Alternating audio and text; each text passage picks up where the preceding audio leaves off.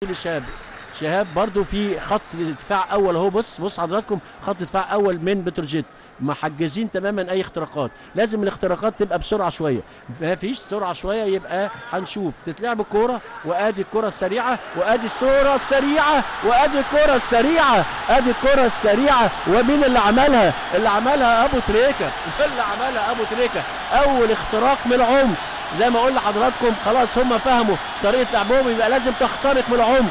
واول كوره اختراق من العمق تروح من بركات لفضل لابو تريكه عشان يفك النحس ابو تريكه بهدف جميل جميل جميل جدا جدا جدا في الدقيقه تقريبا يعني 23 24 من زمن الشوط الثاني. محمد ابو تريكه يفك نحس ابو تريكه في الدقيقه 24 من الشوط الثاني، ويتقدم النادي الاهلي بهدف لا شيء. ودلوقتي المباراه هتتغير، بتروجيت هيبدا يفك ويهاجم.